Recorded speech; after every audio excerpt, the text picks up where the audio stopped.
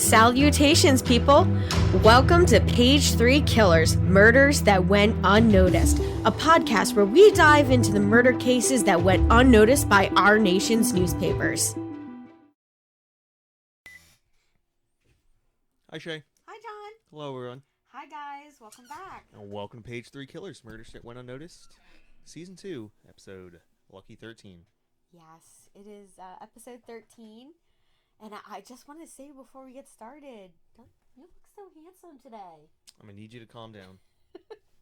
So it is Easter when we're recording this. So this is going to go up a few weeks after Easter. I think like 2 weeks after. So yeah. Now this week we're going to be talking about the monster of the motorway. So we're going back to the UK for this one. We've had some requests, so we're delivering. Yeah. Yes. So we have a special that's going to drop, I think the week after next, when we're on vacation. We're going to drop that special. It's going to go up on a Friday. Drop it like it's hot. Yeah. And that one is Thames Torso Murders. And we're going to have this one, which is the monster of the motorway. And this is two murders that the police, as of like the 90s, think are connected. So these two murders happened in separate incidences in 1970. You can tell it's British because it says motorway. Yes, motorway. It's a weird way of saying highway. Yeah. So here in the United States, it's like an interstate or a highway. Interstate, highway, turnpike. What are they called up in New York? I forget. I forget. There's another term for it up in New York. Yeah. That's because New Yorkers are weird. No offense to our New York friends. Well, I think it's all of like... Because it's upstate New York, so I think it's most of New England calls it, Boy, why can't I think of it? I don't know. I forget. You know what? We'll get into it, and then you'll remember it. Yeah, I guess so. So, just before we get started, I want to give a couple of shout-outs, per the usual. So, thank you to our supporters on Patreon, and that would be Ralunk, Chelsea Hargrett, and Stacey Fragale. Thank you guys so much for your donations on Patreon. We appreciate it. If you guys out there want to become a supporter of Page 3 Killers and you want to donate to the podcast to make things better so we can maybe hire somebody to edit for us, because nobody got time for that, we would appreciate it. And you guys can just hit us up on Patreon, and the link will be down in our bio, or in the episode description and the bio, I guess. And if you can't support your favorite podcast that way, you can always remember to like, share, subscribe, tell a friend. More listeners, the better, right? It's free. Yeah, our podcast is free. We just do this for fun. So let's get into our news for this one. All right, so... Well, when are we... 1970. 1970, okay. 1970. Okay, yeah, so it's a big time in England. A lot of things going on at this time. So on February 13th, we have the Garden House riot in Cambridge, which was a demonstration at the Garden House Hotel by Cambridge University students against the Greek military... I have no idea what that word is. Junta. Led to police intervention. 8 students subsequently received custodial sentences for their part in the affair. Huh. Yeah. And it shares February 13th with another big event. You want to read that one? The English band Black Sabbath releases their self-titled debut album in the UK, credited as the first major album in the heavy metal genre. I thought this came out a little bit earlier, but I was wrong. Yeah. All right, and then on March 2nd, Rhodesian Prime Minister Ian Smith declares Rhodesia a republic, breaking all ties with the British Crown 4 years after the Declaration of Independence. The government refused to recognize the new state as long as the Rhodesian government opposed majority rule. Yeah. And now Rhodesia doesn't exist. Yeah. So there you go. Well, I can't remember what Rhodesia is now. I didn't look it up. I Yeah, have to I say feel I really don't. dumb. Like I know it, but Yeah, I've heard of it. Okay, so listen, I watch a lot of British television, a lot of crime dramas, and I swear that I've heard Rhodesia before. Maybe in one of the yeah, lots of civil war, lots of like genocides. yeah. So I've heard it before, and I just can't place where it's at. It is in sub-Saharan Africa. Ah, okay. Yes. Very sub-Saharan Africa. Hmm. I'm trying to remember what show that I heard it in. Like I know I've heard a couple. Um, yeah, I'll remember. I'm halfway through this. Now on March 6th, we have the importation of pets was banned after an outbreak of rabies in Newmarket, Suffolk. The importation of pets. Yeah. So Okay. it's specifically cats. They had a problem with with cats. Now on March 23rd, we have another big thing. Um, you ever? I mean, everybody's probably heard the song "You Didn't Start the Fire," right? Indeed. Yeah, and they one of the things he talks about in there is children of thalidomide. Yeah, wasn't this like pregnant ladies? Yeah, so it was, they were giving them so it was an early medication to treat anxiety, and it was called thalidomide, and they were prescribing it to women who were pregnant and nervous about having children, like their first child and all that, and it turned out that it caused adverse reactions in the development of children, of the babies in utero. Because at the time they didn't know that drugs could penetrate the womb, so they didn't know about that. So this actually led to that discovery. But yeah, so on March 23rd of 1970, 18 victims of thalidomide were awarded a total of nearly £370,000 in compensation. Um, because a lot of these kids, they were born without limbs or with shortened limbs. Like they would have hands but no arm. Well, I believe the crux of this is the company knew about it. Yes. That Yeah. was the issue. And it was I watched a big documentary on Netflix about this, and it was so interesting. And they traced it back to a drug that was like had like German ties to its creation, which was so they were like bringing in like Nazi Germany into it, and I was like, oh wow, okay, I wasn't aware of like that kind of stuff on this, but yeah, what they did was a total crime, and they had really good lawyers that just tied this whole thing up in litigation for years. So when they finally paid out, it was such a paltry sum uh, compared to how many people actually were injured by this. And that's how drug companies do. Yeah. Can't wait for the whole. Well, I am not going to get into that. All right, April 10th, Paul McCartney publicly announces that he had left the Beatles in a press release, written in a mock interview style included in promotional copies of his first solo album and headlined in the Daily Mirror newspaper. Yep.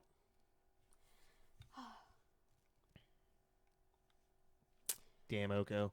Yeah. Well, no, honestly, it wasn't her fault. Oh, yes, it was. They were falling apart before her. But she was just the last straw. Um, of the whole thing. She was a crazy bitch. Well, yeah, but so was what was his name? John Lennon. John Lennon. Yeah. All right. So the next one takes us to Wales, uh, specifically Anglesey. I know I pronounced that right. So on May 24th, the Britannia Bridge uh, that carries motorists across the Minya, Menai. Menai Strait uh, that connects the that connects the island of Anglesey and the mainland of Wales is badly damaged in a fire. So that was kind of a big deal. Wonder how a fire starts on a bridge. Car accident, chemicals. Yeah, I guess it would have to be some type of Fire, chemical something spill. like There's that. not. Yeah. I mean, it's just asphalt and steel. Well, I guess. Oh, I don't know what kind of bridge it was. Maybe it was Yeah. a wooden bridge. I doubt it, because No, I doubt it. Cause I'm not sure how big that strait is, but I would assume like a wood bridge would be stupid. So on May 29th, they have a law reform act which abolishes the actions for breach of promise in the right of a husband to claim damages for adultery. I guess against his wife, or, like if. And I'm okay, so I'm not 100% sure how this law worked. well, if you marry a cheating hoe, then you get to sue her. But I'm not sure if it was if he cheated, he could turn around and sue his wife because obviously she wasn't doing her wifely duties, kind of thing. I don't or if believe it was so. the other way around. But I think it was. Because it's breach of promise, right? Well, I yes. I feel like I feel like it was punitive against the wife. Yeah. Because the husband would take you on as because I mean you could only do one thing, which was work in the home. Like when this law was enacted, it was like after the Middle Ages, like. I'm gonna just point. I believe that there was no law saying you could sue. It was simply British common law. Yeah. And that this law outlawed the practice of it. Yeah. Because that's how British common law works. Which is the way all laws should work. But, hey, Yeah. What do I know? Now, on June 1st, we have Prime Minister Harold Wilson is hit in the face with an egg thrown by Richard Ware, a young conservative demonstrator. You don't hear that very often. I know. I mean, listen, we've had a president hit with a shoe, right? Yeah, but normally it's the liberals throwing them at the conservatives. Yeah. Not the conservatives throwing things at liberals. Yeah. Well, I don't even know. Was Harold Wilson a conservative? Maybe he was a conservative, and this guy's like, "You're a crappy conservative, so egg on your face." Yeah, I don't have my phone on me, so I can't look any of this stuff up. So I'm interested in the next one. So on June 26th, riots break out in Derry, and that's how you pronounce it, cause Derry girl, Ireland. All right, yeah, I'm pretty sure. Yeah, it's Irish. Over the arrest of Mid-Ulster PM Bernadette Devlin, and she is an Irish civil rights leader, and she was currently the MP for that area. She was representing them, and the cops arrested her. Ireland's got a strange political history. You know what? I really want to do like an episode on like the troubles. I'd be all for the whole Irish reunification people, but they're all socialists, so they can go pound sand. Now on the 15th of July, dockers voted to strike, leading to the dock strikes of 1970, and on the 6th of July, a state of emergency was declared to deal with the dockers strike. Yeah, this they had this in The Crown, the last season of The Crown, which was pretty interesting. Yeah. I mean, if a state of emergency has to be declared, I wonder if it was declared because they were being rowdy, or if they declared a state of emergency because they were simply on strike and they're like, we can't have people on strike. Yeah, I don't know. Well, I guess if the dockers are on strike, you can't move. There's any nothing goods coming in and from- out. Yeah, and I mean, England is an island. It does rely on the dock workers to move goods and supplies and stuff like that. Well, what I'm to wondering is feed is the it population and stuff is like it that. kind of like here where teachers, despite being unionized, they can only strike for so long I have no idea. because they're civil workers and they had like if they just strike indefinitely, like children won't be able to go to school. Yeah. So I'm wondering if it's like that, or if it's like no, they were just being rambunctious and they're breaking stuff and they're like, oh, we can't deal with these people. We need law and order back in town. Yeah, I don't know. But strikes used to get much rowdier back in the day than they do now. I don't know. You hear about like people dying during strikes back in like the 1800s or Well, 1900s. this was, I mean, the 70s England was not. This was kind of a low point. Yeah, yeah. I mean, it got worse into the 70s, but this was the start of it. yeah. Yeah. So on the 18th of September, which is our next one, American rock star Jimi Hendrix, who is in England for, I believe, a music festival. He's there to perform. He's 27 at this time, and he dies in London from a suspected drug-induced heart attack. Yep, the golly, name escapes me. The blues singer. It says the best musicians always die at 27. It's a curse. Because you had Jimi Hendrix, Janis Joplin, and Steve Morrison, all in I think 69 and 70, and then you had Kurt Cobain, and there's another one I can't remember. Yeah. Just really famous musicians, all that died at 27. I was it was really funny.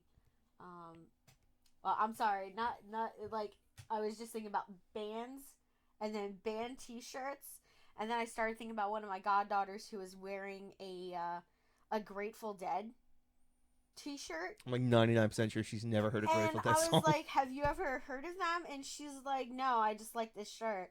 I'm like, "Wow." There's a lot of people like that, though. Yeah, I've like seen kids wearing like Nirvana T-shirts, and they're just like, yeah, do you like Nirvana?" And they're like, "Who?" "Well, your shirt, like, you're wearing Nirvana, so I assume that you like the music." "No, I just thought this was cool. Like, I got it at, like, Aeropostale or, Hollister, and I thought it was cool." Well, I mean, like, the Grateful Dead, their aesthetic in general is actually, it's pretty cool. Yeah. Like the roses and skulls and yeah, I had teddy bears. I had a T-shirt that was, like, based off of that, like a tank top, and it just had the skeleton with the roses and all. It was pretty cool. Now for our CD side. So we have on the 17th of June, the two bodies of two children are found buried in shallow graves in a woodland in Waltenham Abbey, Essex. Yeah, it's Essex. They were believed to be those of Suzanne Blatchford and Gary Hamlyn. She was 11, he was 12, who were last seen alive near their homes in North London on March 31st of that year. This became known as, not to be confused with the Babes in the Woods case that we talked about, but it was also given the same title. It was the British Babes in the Woods. Yeah, Babes in the Woods case.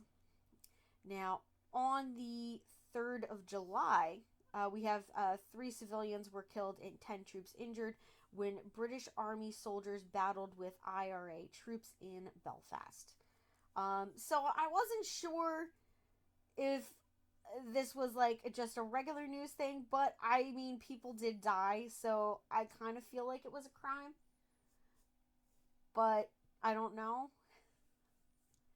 So, I yeah. think I remember listening to a podcast about that. Yeah. Yeah, it caused a lot of issues.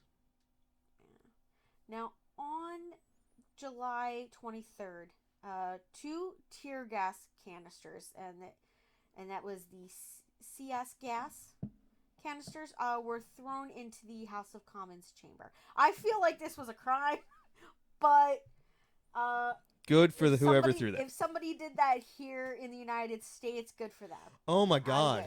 If someone did that in the United States, they'd be in Gitmo. Or Gitmo. Oh, we'd be locked down for the next 10 years. Yeah. I mean, there was a rowdy tourist trip through the Capitol, and that caused, several Congress people to go into an absolute panic. Yeah. Because I think they realized how much little power they actually hold and wield within, like, if people aren't happy, you're kind of fucked. Yeah, and it's no matter what type of government, the ultimate role always lies in the people. Yeah.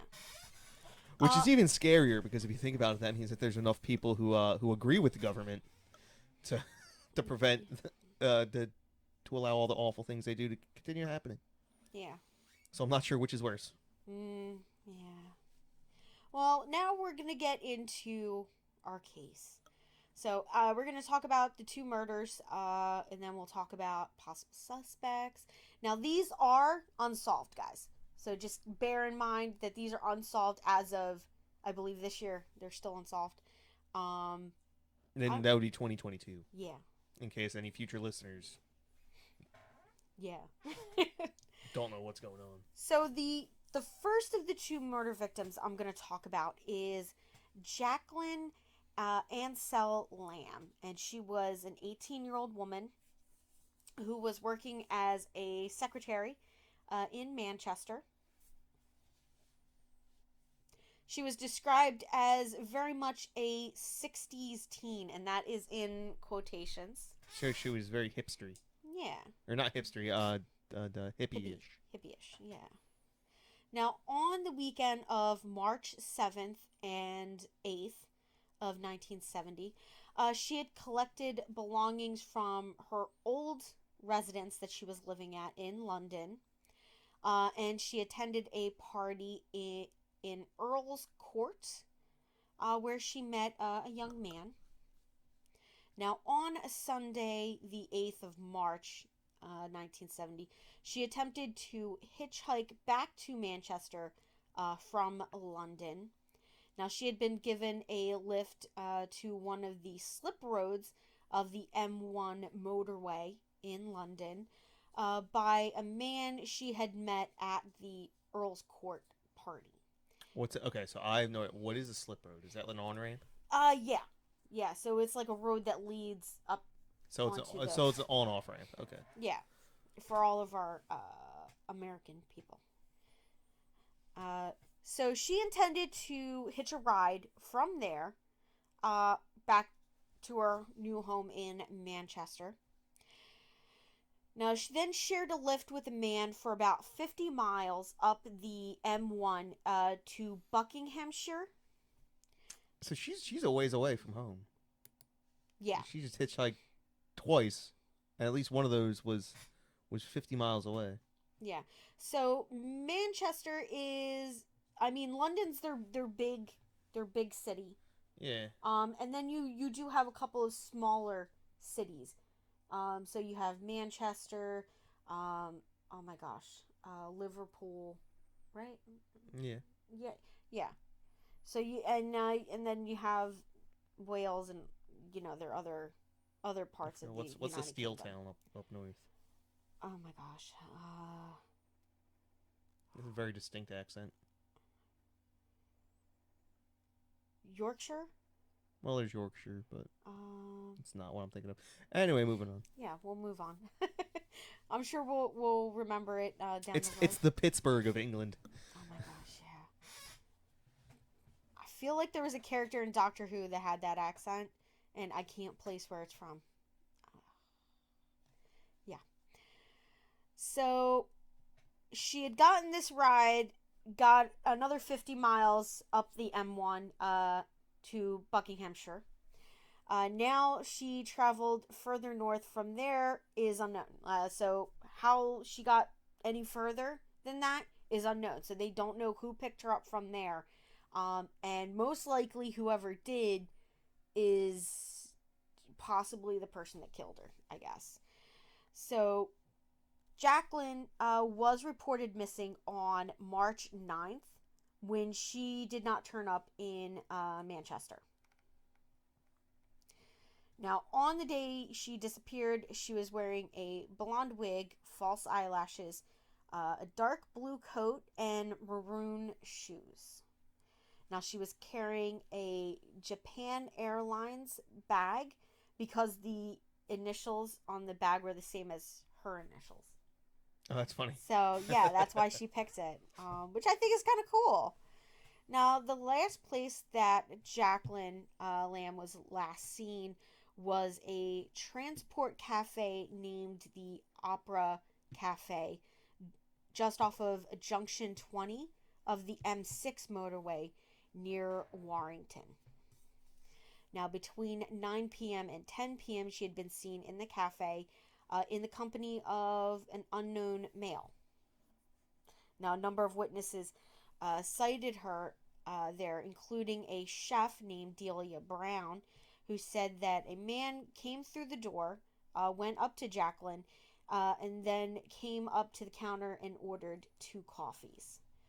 Now, Brown said that she then saw him sitting with her. They were talking. She described him as a smartly dressed, business-like clothing. So he was, he looked kind of nice, nicely dressed.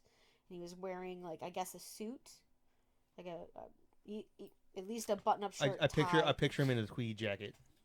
Don't know why. Picture him in a tweed jacket. You know what? I feel like that's professor-ish. Yeah, well, that's what I'm seeing in my mind's eye. Okay. Because it's Britain, and everyone looks like a professor in Britain in my mind's eye. I mean, 007 doesn't look like a. Yeah, but he's not business-like either. That's true. When I think of British businessman, I think of tweed jacket or corduroy jacket, maybe. Yeah. Okay. Yeah. With arm patches or elbow patches. Okay. like a sports coat almost.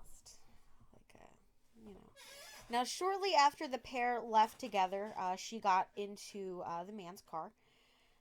It is believed that the car was a white Jaguar. Ooh, fancy car. Yeah.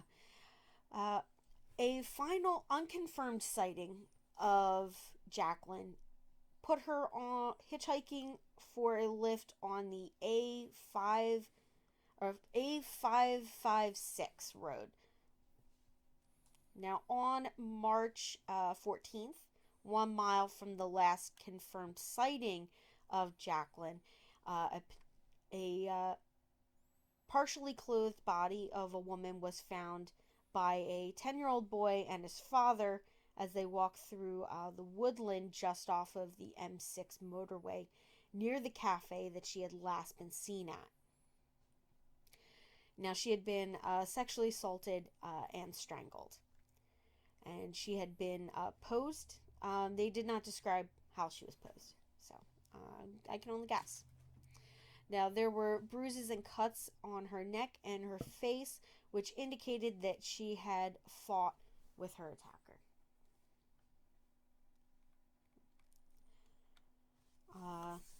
So we're gonna pause on Jacqueline's case right now. We're gonna talk about our second murder victim, which is Barbara Mayo, and she was 24 years old, a school teacher who lived in Hammersmith, London. Now, on the 12th of October, 1970, she set off to hitchhike to Chatterick, North Yorkshire, to pick up her boyfriend's car that had broken down. I mean, I'm like, I don't know why she was she able to fix the car? Like, I'm not exactly sure why she would go to pick up her boyfriend's car that broke down. Maybe he was at the mechanics. Yeah, maybe. And that's why it was so far away. Yeah. Because it had broken down. And they had it towed to like the local mechanic. Yeah. Okay. Yeah, that makes a little bit more sense. Now, when she did not turn up, and the 2 days after she left London, her boyfriend got a little concerned and reported her missing. I'm sorry, it takes you 2 days to report her missing. Well, this is her boyfriend. It's not like her wife or his wife. No, but still, like your girlfriend's gonna go pick up your car, and you haven't heard from her in 2 days. I mean, don't you need your car? Well, apparently not. Oh my goodness. Yeah, so I just find that whole situation a little weird. Now, she was last seen wearing a navy blue coat, a lilac jersey, and gold and tan slacks. Oh, they use jersey differently than we use jersey, correct? Yeah, it's just like a shirt. Yeah. Like a t-shirt, I guess. Yeah. Now, she was last seen carrying her red, I think it was a backpack. They just said it was a red bag, but I believe it was large enough to carry her purse inside of it. So it was either like a tote bag or a backpack. I'm not 100% sure. Now, 4 days later, a family out walking in an isolated wooded area just off of the M1 motorway near Chesterfield discovered her partially clothed body under a pile of leaves. Now, she had been raped, battered, so she had been hit around the head, they said, and strangled to death with a length of flax.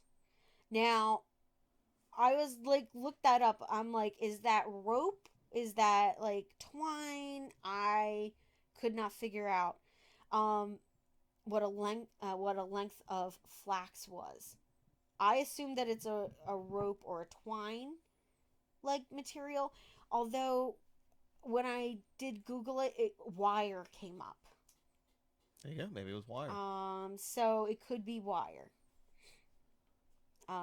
Any of my British peeps out there, let me know what that is. Confirm for me whether it's wire or not. Now, she was found next to a lover's lane, so it was a known lover's lane. Now, despite a detailed search of her bag, her purse was not recovered and was never found. Now, the media dubbed the killer of Barbara Mayo the monster of the motorway, or the motorway monster. They're both the same thing, really. Now, the murder... Wasn't me. Well, yeah, we know the murder wasn't you, but stop playing with stuff over there. Now, the murderer became infamous, and was described by investigating officers as being well and truly ingrained in local folklore. Why would that... What? I don't get it. Why would they say that? I don't know. You were the one doing the research. What? What does that mean? Okay, so... Like, I understand what the words mean, but I don't understand why they would call him that or use those words to describe him. Oh, just... Nothing that's happened so far it would lead me to use those words. Yeah. So in the time since these the murders, he's become like this Oh, unknown oh, figure I'm that's sorry. ingrained They in were the local not. folklore. They were not describing him. They were describing how other people saw him. Okay. Yeah, yeah, because they don't know who it is. So Yeah, that's why I was confused. I was like, how do you know what he knows? yeah. And why would you say that? Now we're gonna talk a little bit about the investigations, uh, and the initial inquiries. I'm saying it's a him. It could be a her. Listen, they were the one. So Jacqueline was definitely last seen with a male. We don't know. So we have an unconfirmed sighting of her at another location after the cafe, but then her body is found 1 mile away from the cafe. Well, I know On if I the was a M1. sociopathic murderer and a woman, then I would just So no, like the pick question ladies is, that I last if saw she with a was dude. seen further down the road, then she went back. So or that last sighting wasn't real. That you know she wasn't like it wasn't actually her that was seen further away, which would mean that the man that she left the cafe with would possibly be the killer. Uh, because he left with her. She got into his car and left from there, and then she was found 1 mile away. But what I'm saying is we don't know. Yeah, I think he did it. I'm gonna just leap off that cliff. I'm jumping, hitting the water. I mean, how many white Jaguars are there in England? In 1970 England, yeah. it's a British company. God damn it! Did anyone? I mean, there were still luxury cars, but like, I don't know how many Cadillacs you see around here. A lot. I don't know car types. Okay, so I know a couple of brands. Like I can spot a Dodge because we drive one. I can spot a Dodge. I could spot a Chrysler.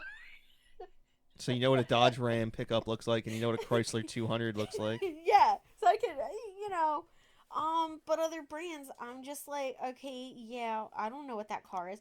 Like, you're a car person, so you know cars. I don't. Well, in England, they're a lot more popular. Okay. Put it that way. All right, yeah. I guess that would make it kind of hard to source that. If somebody didn't get a license plate, I did not find any mention of a license plate being noticed or reported. So I don't know. It could be information that the police are withholding as part of the investigation, like any other information. I mean, they only release part of it, so we only have part of the information. The rest we don't know yet. Now, it is believed that Barbara was last seen getting into a white Morris Traveler. Do you know what that is? So I know Morris was the company who produced the minis. I believe so. It was probably something small. Yeah. But I'm unfamiliar with the Traveler. Yeah. So a massive police hunt involving 120 officers was launched by Cheshire police after Jacqueline Lamb's murder. Now, investigators soon determined that neither the man Jacqueline had met at the Earl Court party that she had attended earlier, nor any of the other male associates that she knew could have been responsible for the murder. Okay, yeah. So they were able to clear friends, family, and acquaintances. So you're saying it was a random murder? Yeah. So probably, well, I mean, she's hitchhiking, so hitchhiking is in itself, the reason why it's so dangerous is because you don't know who's picking you up. You're meeting a stranger. It's kind of like Uber. Yeah, except Uber like tracks where you're going and you can share that information. So it's like safe hitchhiking. Whereas this is 1970s hitchhiking. And I mean, around this time, I believe there was a serial killer that was traveling, I'm not sure if it was in England or not. I feel like it might have been. Um, and he just like picked up people. Yeah, and some of them ended up dead, kind of thing. I'm gonna start picking up hitchhikers. No, no, we're not. We're not doing that. And, I only see hitchhikers in one place. It's Trenton. well, no, Lakeside Uh-oh. or Lakewood, New Jersey. Now, as many fans of the Manchester City, so they're, I guess, the soccer team, the football team, were known to have traveled along the M6 from London to Manchester on the weekend that Jacqueline was murdered. Investigators theorized her killer could have been one of those individuals, so possibly a fan of the Manchester soccer team. But at the same time, they're playing another team, so couldn't there be fans from the other team driving there? So, I mean, if you're talking Man U, then that's a European League team. Well, so they're international. Manchester City team. Yeah, I don't know if Manchester City has. I mean, maybe you're talking about not Man U, but yeah, I'm not sure. I'm not. That's it from soccer. Manchester United. That's the name of the team. Yeah. Now, the brutal killing of Barbara Mayo led to what was described as Britain's biggest ever motorway hunt. Now, the investigation into her murder was led by Detective Chief Superintendent Chris Pollard from the Scotland Yard. As Derbyshire, I'm sorry to all of my Derbyshire. Just yeah. Derbyshire. And Nottinghamshire. I mean, it's pronounced shire. Nottinghamshire. Nottinghamshire. I'm pretty sure. Just like New Hampshire. Okay. I know, it's pronounced New Hampshire. I understand. Now, the police had limited resources at this time. So they had 1,500 police officers that interviewed more than 120,000 people on the motorway and took nearly 50,000 statements. Wow, that's a lot. That's a lot of manpower for two murders. And that's limited resources. Well, no, I think what they were saying was because those local police departments had limited resources, Scotland Yard got involved. Okay, yeah. That would make more sense. Now, 2 weeks after the murder, police also set up checkpoints across 150 miles of the M1 between London and Leeds to ask drivers if they had any information. I mean, this is 2 weeks after the murder. I don't know how many people are going to, remember 2 weeks prior a drive that they had, but okay. Now, for a whole day, every vehicle at every junction along the 150-mile length of the motorway was stopped and checked. Now, officers then launched a publicity campaign with posters, which they pasted up all over Britain. It was believed that some men who might have given lifts to female hitchhikers at the time had not come forward because they didn't want their wives to know that they picked up a female hitchhiker. And police appealed to them by saying that their wives would not be told if I don't believe them. Came forward with information. Lies. Yeah, I don't know. You don't think that's the first thing the police are going to do? Is like hold you there and be like, we're going to tell your wife if you don't spill the beans. I know if I was a cop, that'd be the first thing I do. I mean, nowadays, you can report anonymously.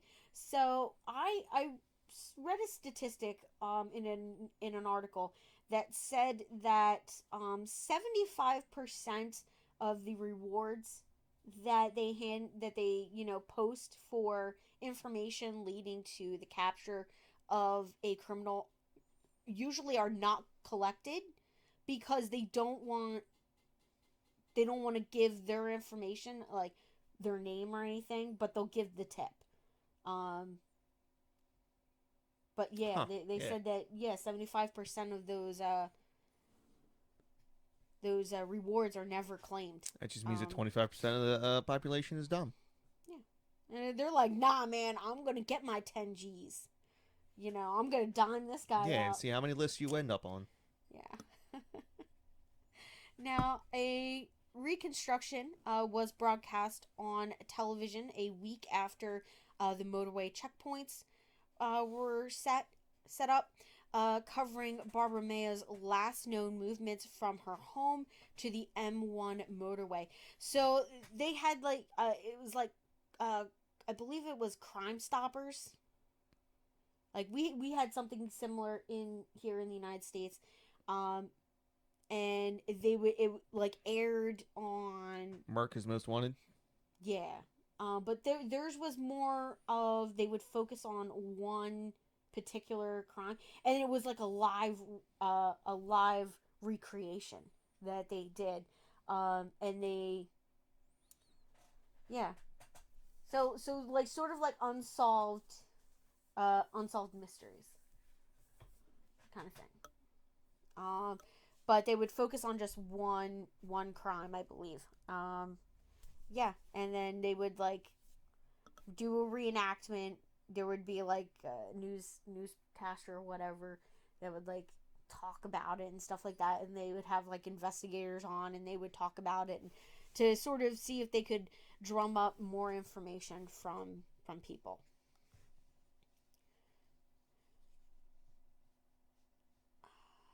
Let's see here. Yep. So there we go. Now, the reconstruction led to 700 members of the public coming forward to say that they had sightings of Barbara Mayo's travel. Now, a significant sighting came from a man who said that he was certain that he had seen Barbara, or a girl fitting her description, at 4 p.m. on the 12th of October. Now, she was last seen thumbing for a lift and then getting into a white Morris Traveller at Kimberley, uh, Nottinghamshire. This was less than 20 miles from where she was found dead, and was located just off of junction 26 of the M1 motorway. Now, the witnesses said that he had driven past her thumbing for a lift, not being able to pick her up as he had others in the car with him, and I guess that it was full. Now, he said he remembered looking back in his rearview mirror and saw somebody pull over driving a Morris Traveller and picking her up within moments after he drove by her. Now, the driver was between 30 to 35 years old, of medium build, with mousy hair, brushed forward. The witness said that the vehicle followed behind him, heading towards the M1.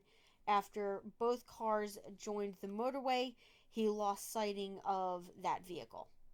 Now, the police believe the driver of that vehicle is her killer. Now, at the time, 100,000 Morris Travelers were on the road in Britain. Each owner had to be traced and eliminated. Now, each driver of Morris Travelers in the country were spoken to. Despite this, the driver of the Morris Traveller seen never came forward. I feel like that was a waste of time. Yeah, they traced You just 100,000 cars and nothing. Well, it's not just that they came up with nothing. It was never going to come up with nothing because there's not enough time to interview 100,000 people. Yeah. In any like real way, and unless the murderer is a complete idiot, he's just going to like give pretty generic answers, and there's no way they can corroborate it. Yeah. So, like, what if they did, like, okay, so there's 100,000 Morse travelers. How many of those are owned by women? So you could cross them off.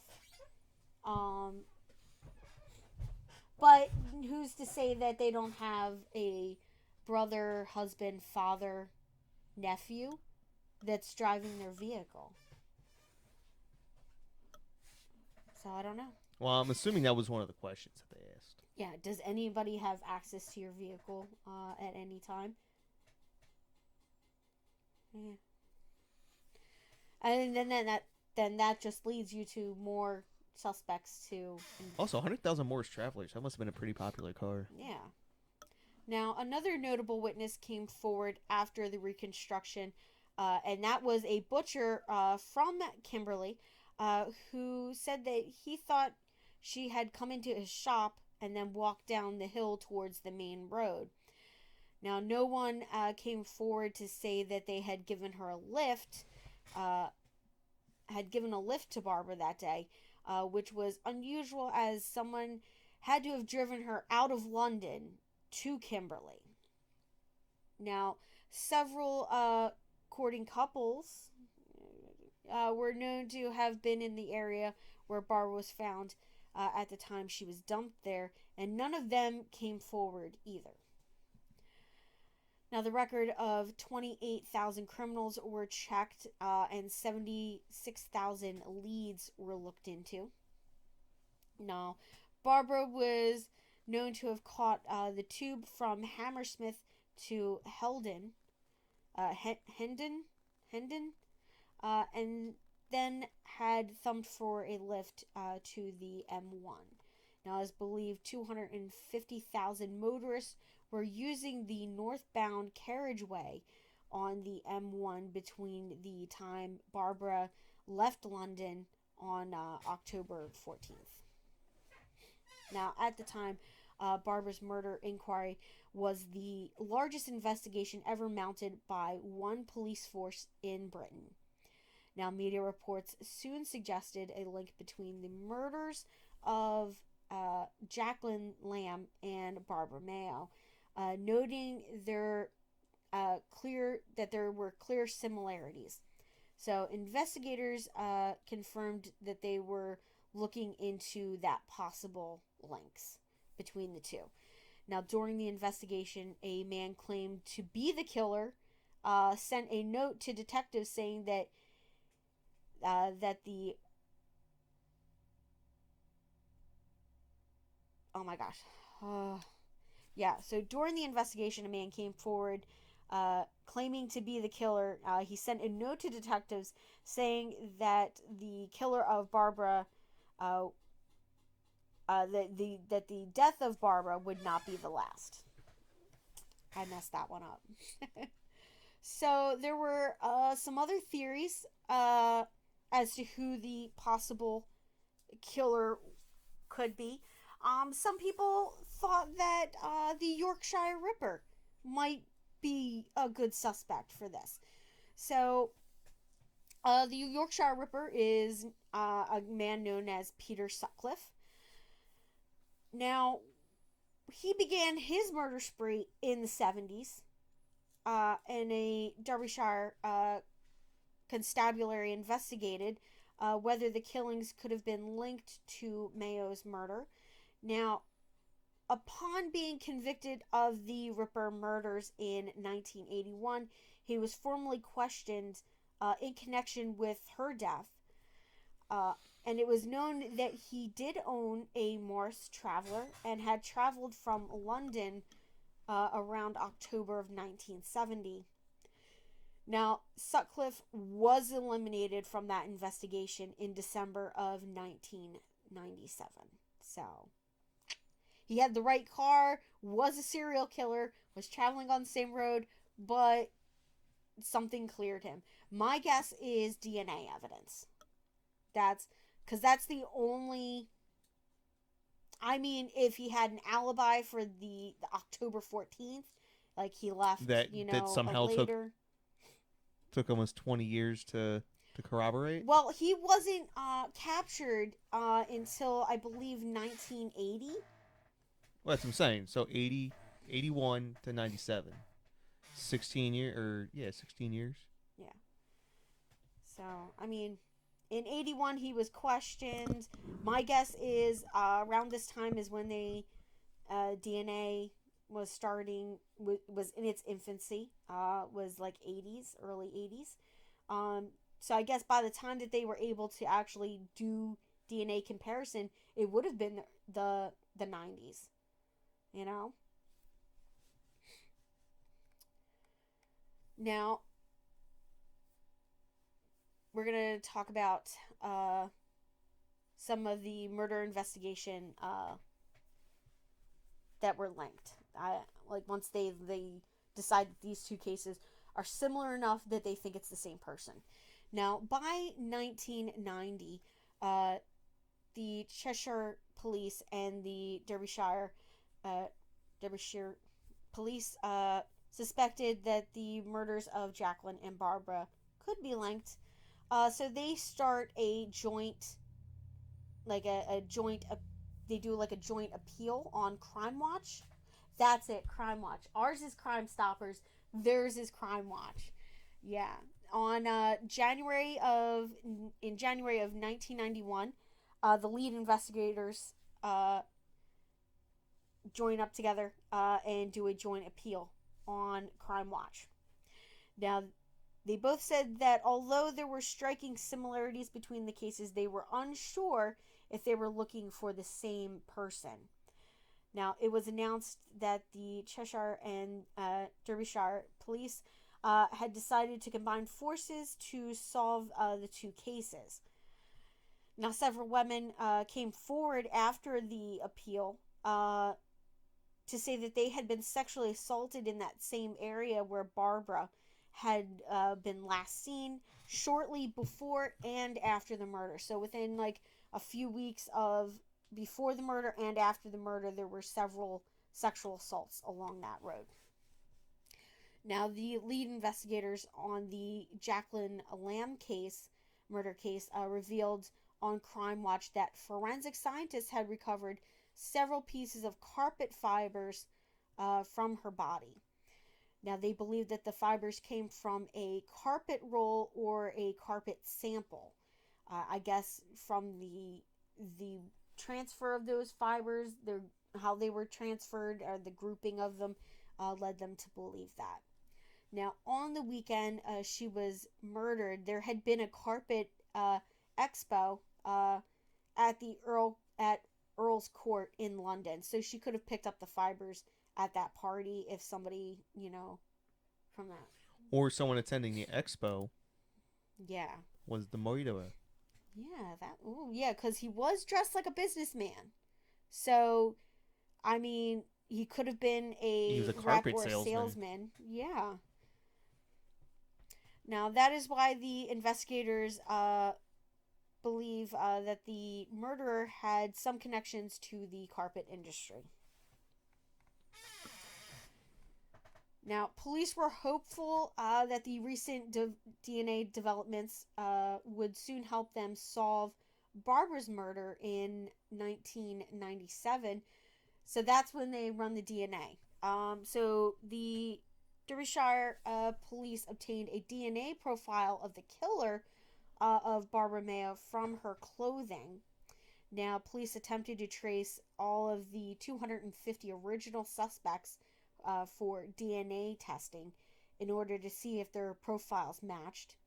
By 2009, all but a handful had been located and eliminated. Now, it was this DNA testing that also allowed detectives to eliminate Peter Sutcliffe from the investigation. Yep. Now, so we have 200,000 DNA profiles on their national DNA database were quickly eliminated from the inquiry. They also took an additional 9,000 samples from serving prisoners who were also examined. And I believe none of them matched the killer's profile. Now, detectives were also hopeful that DNA advances could assist in Jacqueline Lamb's inquiry and in determining whether the two women had been killed by the same person. Now, a Derbyshire spokesperson stated, should a test be successful and find matching DNA, we would have a serial killer investigation that would get huge. However, in 1997, the Cheshire police revealed that they had not at that point been able to isolate a DNA profile from Jacqueline's garments. Now, in August of 2001, detectives from Derbyshire made a televised appeal for information on a 90-minute program titled Britain's 10 Most Wanted Murderers. Now that I think is like their Marcus Most Wanted. yeah. Now you have to remember that's also this is 20 years after the murder. Yeah. Now, multiple sources stated that Jacqueline and Barbara's murders were conclusively linked through DNA in 1990. However, that report was inaccurate, as the detectives concluded that the two murders were likely linked in 1990, but no DNA profiles were isolated in the murder investigation until 1997. Now, when the DNA profile was isolated from Barbara's clothing, they hadn't yet pulled anything from Jacqueline's Lamb's, and I'm not sure if that has ever been done.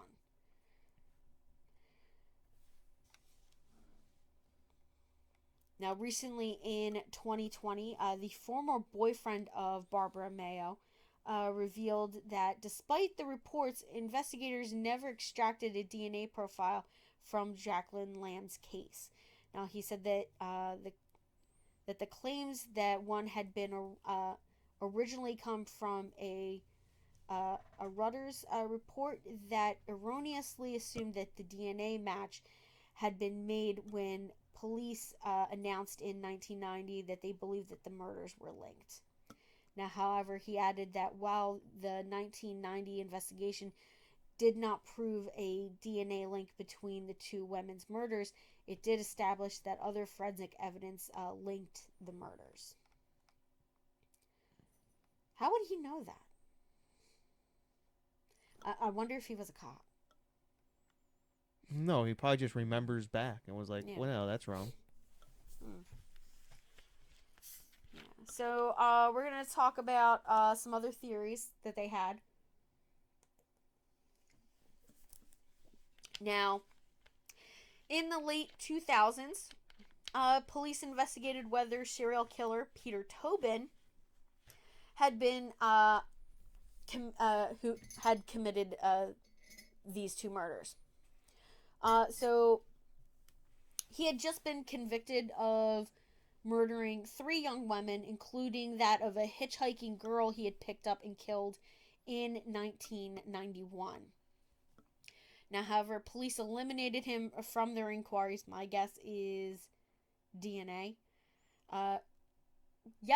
Criminologist David Wilson stated in his book on Tobin in 2010 that he was unlikely to be responsible and could be ruled out as a suspect by DNA, and that the DNA samples from the 2 murders had already been cross-referenced to Tobin's profile. And now, David Wilson's book, Cold Cases, The Lost British Serial Killer, closing the case on Peter Tobin and John Bible. So that was the name of that book, if you guys are interested. I also, all the books that I'm going to bring up in here, I have links to those in the description, episode description, if you guys are interested in reading any of those.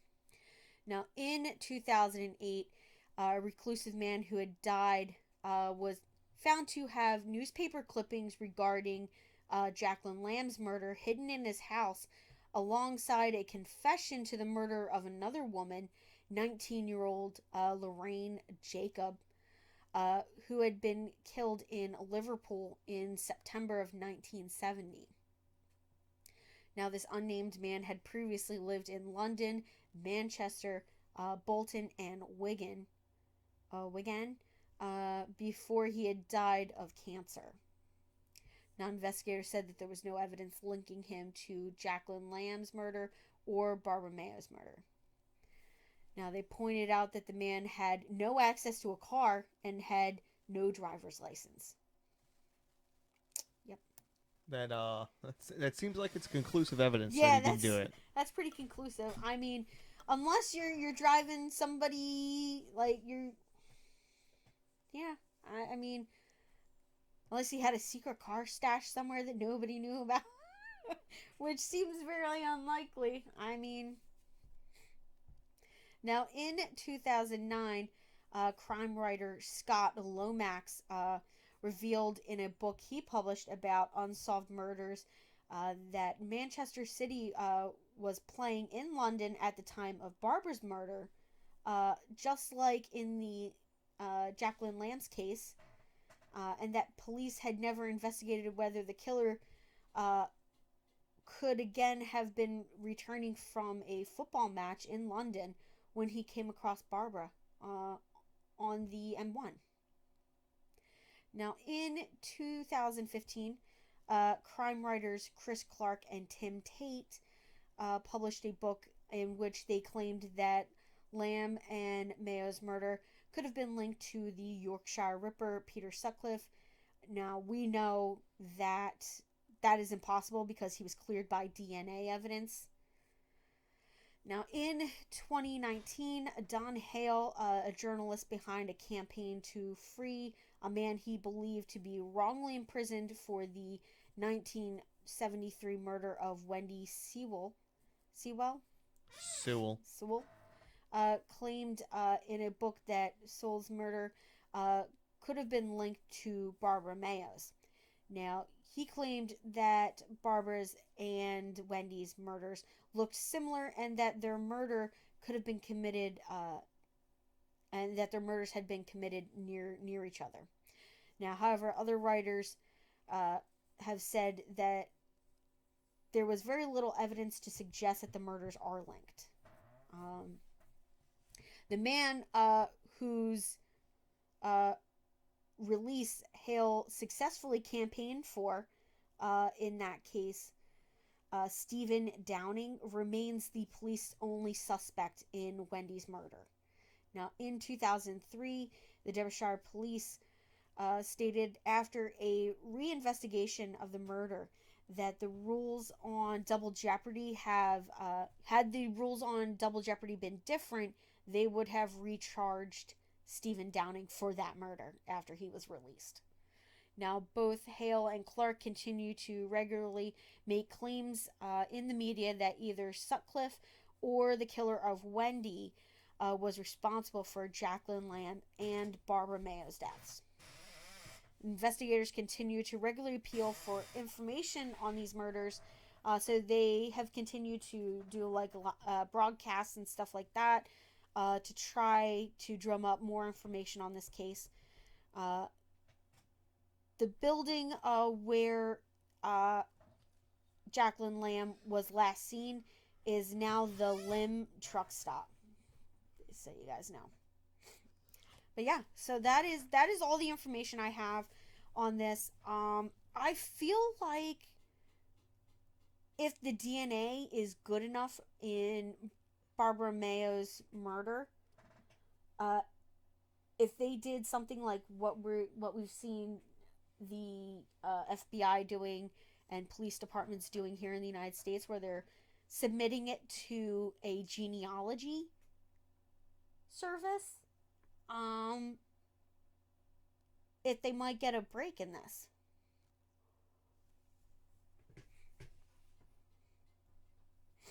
Because I believe we've caught, I mean, some of them are dead now.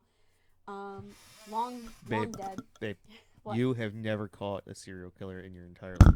I'm not. So why are you saying we? Last time I checked. We haven't done anything. No, like here in the United States are like the police officers and the FBI. So they use Ancestry.com. No, not Ancestry. Or whatever Like, they used. come on. Like, it's like one of those genealogy profiling ones. I don't know. Yeah, like Ancestry.com.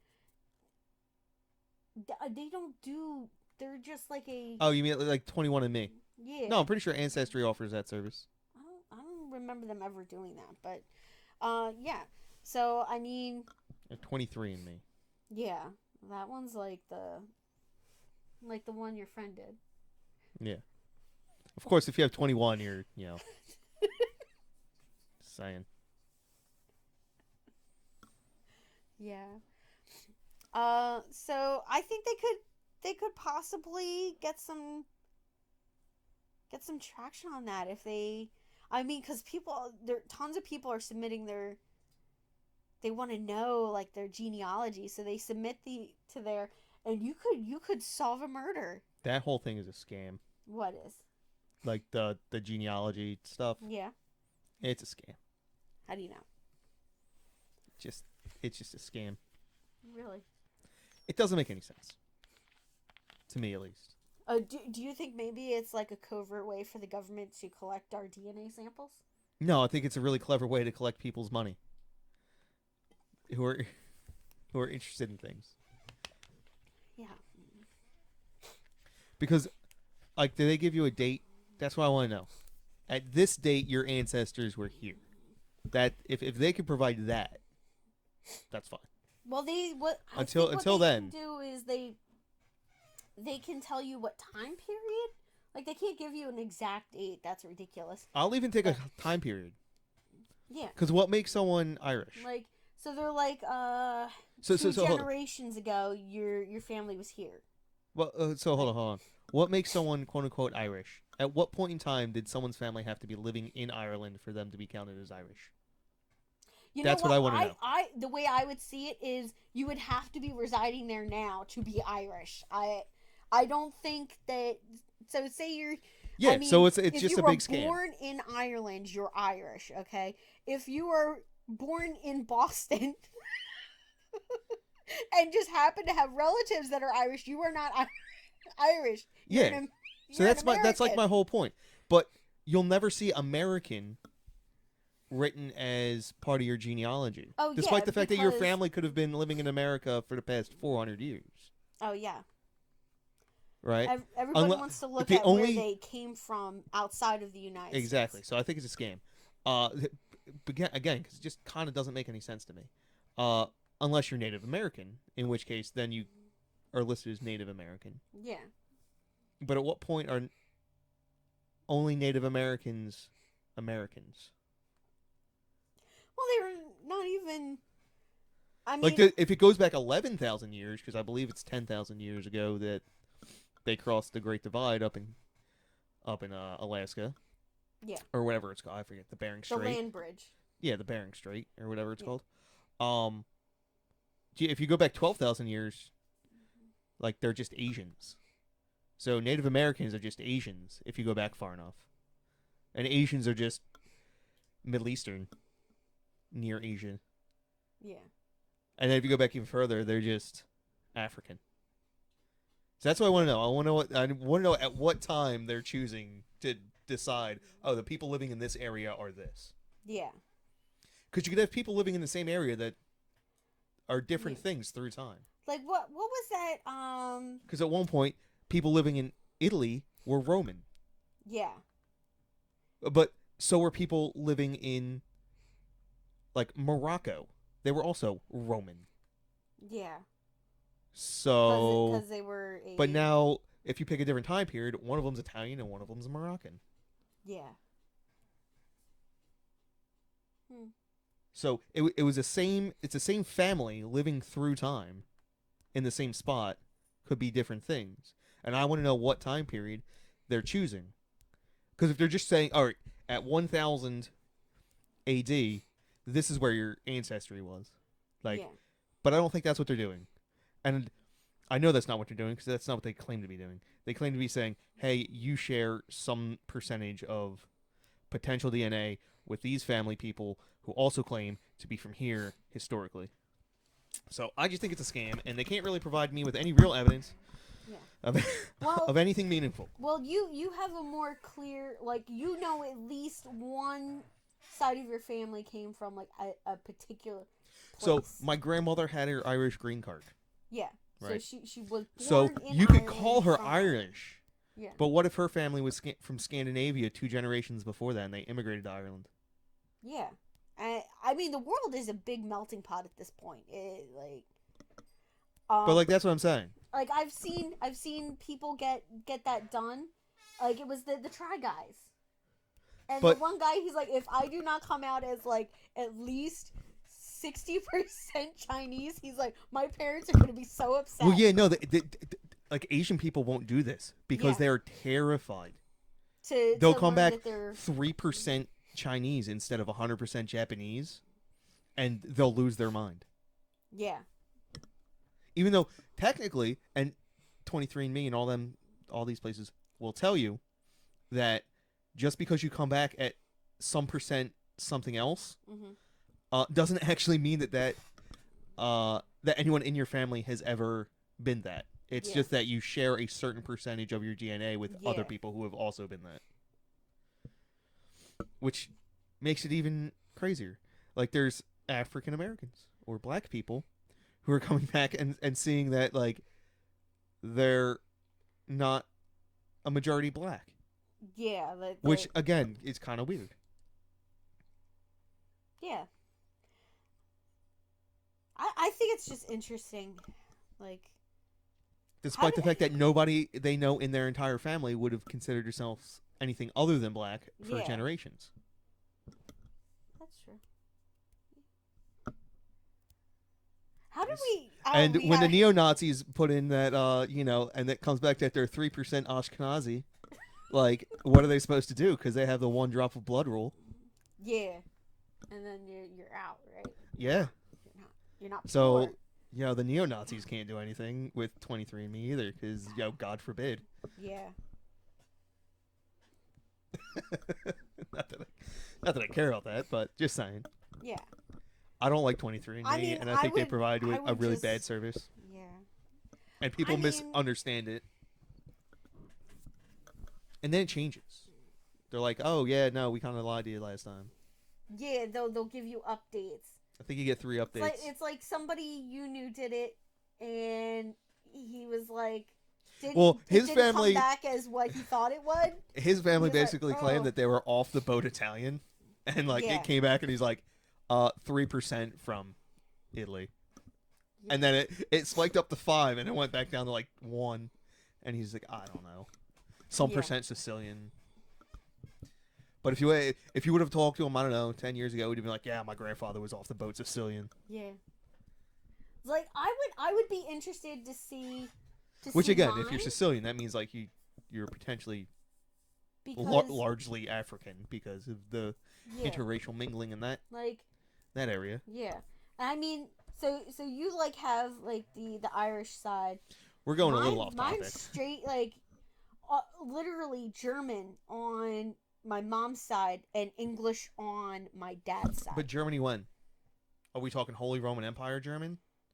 In which case then Germany didn't exist, because Germany didn't even exist as a concept until the late 1800s, right? Before then, it was a conglomerate of independent city-states, like Prussia and Bavaria. Well, my family came over during World War I or World War II. It was right around the start of World War II.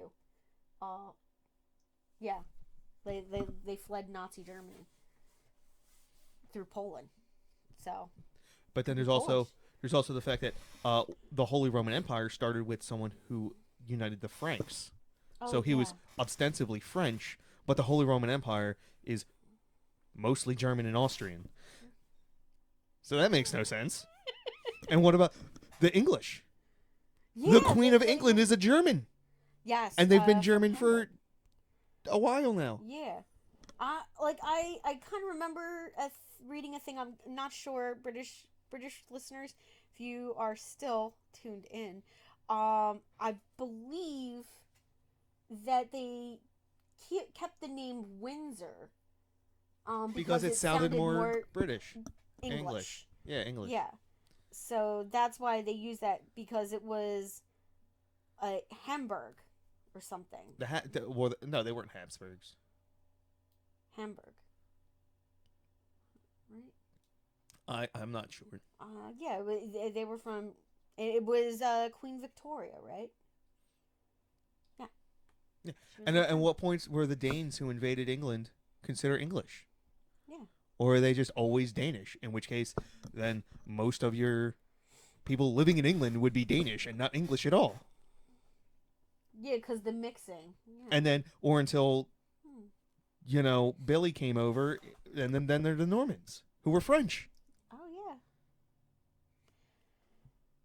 So what does it mean to be English? Does it mean that you're actually part Roman because the Romans had control of the Isle for a while, part Danish because the the Danes invade, Yeah. part and wherever else the Vikings were coming from, Norway and up in Scandinavia. And this is why I think people are so interested in doing the genealogy, is because you could think that you're one thing and be something totally different. But what I'm saying is it doesn't tell you anything meaningful about your life, and that it's just it's just an interesting fact of something that came long before you. now, mind you, and then your family genealogy could literally date back to the first human being who ever stepped foot on England. Yeah. And you might be 0% English mathematically. Yeah. Well, yeah. Well, if you think about it, if there was enough people came and invaded you, and you branched off enough, you could be well below 1% English. Despite the fact that you are a direct descendant of the first human being to ever step foot on the Isle of Britain. That's why I'm like, listen, if you were born and raised somewhere, then that makes you a citizen of that place. That makes you a people of that place, right? So I don't know. Does it? This is why I hate this stuff, and I really I passionately despise all of this crap. This is the most talking you've done. No, like I said, this is a passion of mine, and I hate it. See, and I think this leaves a lot. Like this has to do with like all the woke culture and like race. Like, I hate it all because it doesn't make any sense. Yeah. To me, it doesn't. See, John is very passionate about things that he can't stand. As you guys can see, he gets very passionate. So we're gonna call the episode because it's we're now at an hour. We just wasted probably 15 minutes arguing about 23andMe. Well, no, discussing it. We were having a discussion. Arguing is not even fun. So we're gonna cut this episode here, guys. We hope you have a nice rest of your week, nice rest of your day, and that you come back and join us next week for another riveting episode of Patriot Killers, Murders That Went Unnoticed. We'll discuss more about 23andMe. Maybe. The next one, I think I let you pick. I don't remember. Yeah. Let them be surprised. I'll be surprised too. All right. Bye, guys.